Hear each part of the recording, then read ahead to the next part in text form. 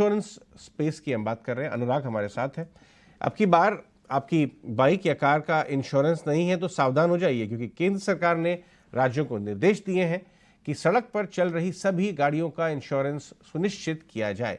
इस संबंध में केंद्र सरकार ने राज्यों के चीफ सेक्रेटरीज को चिट्ठी लिखी है। डिटेल्स के साथ अनुराग शाह जुड़ रहे हैं। अनुराग, देश भर के अंदर 16 करोड़ से ज़्यादा जो गाड़ियां हैं, व्हीकल्स है, जो इंश्योर्ड नहीं है, अनइंश्योर्ड है, बिना इंश्योरेंस के रोड पर दौड़ रही है, वहां पर सरकार सख्त होती दिख रही है। सभी चीफ सेक्रेटरीज को एक चिट्ठी लिखी गई है और कहा गया है कि चीफ सेक्रेटरीज जो स्टेट ट्रांसपोर्ट डिपार्टमेंट है उनको निर्देश दे कि एनआईसी, नेशनल इंफॉर्मेटिक्स सेंटर, जिसके पास पूरा डेटा मौजूद है कि देश भर के अंदर हर राज्य में कौन कौन सी गाड़ियां हैं अनइंश्योर्ड है, उस डेटा को स्टेट कमिश्नर प्राप्त करे और उसको इम्प्लीमेंट किया जाए, यानी नोटिस भेजे जाए। जो गाड़ियां अनइंश्योर्ड है उनको इंश्योरेंस के दायरे में लाया जाए। तो ये काफ़ी बड़ा डेवलपमेंट है अनइंश्योर्ड व्हीकल से जुड़ा हुआ, क्योंकि देश के अंदर करीब 54% जो गाड़ियां हैं सड़क पे चल रही है वो अनइंश्योर्ड है। तो ये भी हमने देखने को आया है कि मोटर व्हीकल एक्ट है, उसमें थर्ड पार्टी इंश्योरेंस होना जरूरी होता है, लेकिन बड़ी संख्या में बिना इंश्योरेंस के गाड़ियां सड़क पे चलती है। तो अगर दुर्घटना की स्थिति में भी अगर बिना इंश्योरेंस की गाड़ी सड़क पे होगी तो उसको क्लेम नहीं मिलता है। तो इसी को इम्प्लीमेंट कराने के मकसद से सरकार के द्वारा ये सख्ती दिखाई गई है। सभी चीफ सेक्रेटरीज ने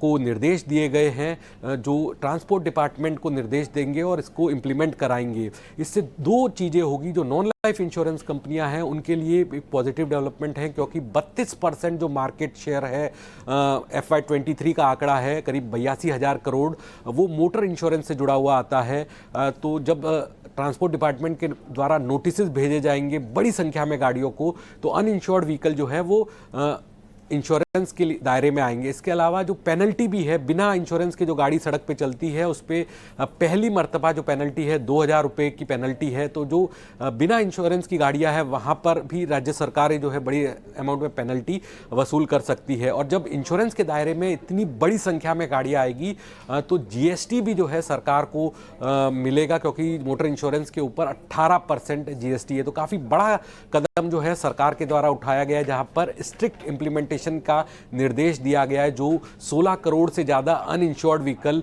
भारत के अंदर सड़कों पे चल रहे हैं उनके लिए।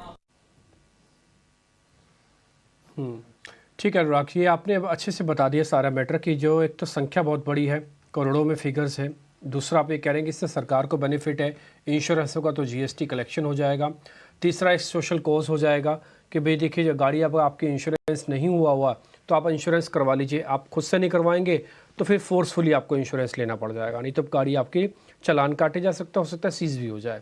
तो इसलिए इससे 2-3 काम एक साथ ही सरकार करने की कोशिश कर रही है। हालांकि है रेवोल्यूशनरी वर्क, देखते हैं कि कितना आगे बढ़ते हैं। अभी तो चिट्ठी का ही आदान प्रदान हो रहा है, देखते हैं आगे चल के क्या होता है। लेकिन इंश्योरेंस कंपनीज पे ध्यान रखिएगा, पहले लाइफ वाली चल रही थी, अब जनरल इंश्योरेंस भी आज पार्टिसिपेट कर रही हैं।